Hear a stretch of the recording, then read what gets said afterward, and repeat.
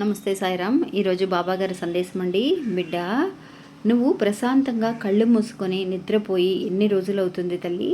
నీకు అలాంటి ఒక ప్రశాంతతని నేను కలగజేయబోతున్నాను. అందువల్ల ఈరోజు ప్రశాంతంగా నువ్వు ఎప్పుడైతే కనుక నిద్రిస్తావో అలాంటి రోజున నీ కలలో నేను కనిపిస్తాను. నీ సమస్యకి దారి అనేది కూడా కనిపిస్తుంది. కాదు కూడదు అని చెప్పి ఏమాత్రమో కూడా నిర్లక్ష్యం చేయకు అని చెప్పి బాబా ఈరోజు మనతో అంటున్నారండి. ఎందువల్లనంటే మన సమస్యలు ఏదైతే మన మీద భారాన్ని మోపుతూ ఉన్నాయో అలాంటి సమస్యల గురించి ఆలోచిస్తూ మన గురించి మనం మర్చిపోతున్నామండి.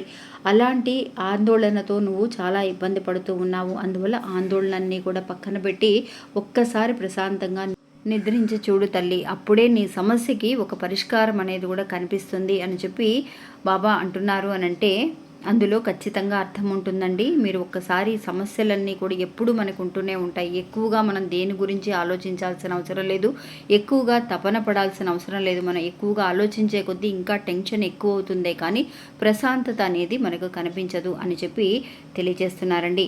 ఇంకా పూర్తి వీడియోని చూడాలి అని అనుకున్నవాడు లెఫ్ట్ హ్యాండ్ సైడ్లో లాంగ్ వీడియోని ఇచ్చామండి. అంటే మన లోగోకి కింద ఒక చిన్న ప్లే బటన్ ఉంటుంది, అది కూడా క్లిక్ చేసి చూడండి. పూర్తి వీడియోని చూడగలుగుతారు. అంతేకాకుండా మన ఛానల్ని ఫస్ట్ టైం చూసే వాళ్ళైతే సబ్స్క్రైబ్ చేసుకొని ఒక చిన్న లైక్ చేసి సపోర్ట్ చేయండి. నమస్తే సాయిరామ్.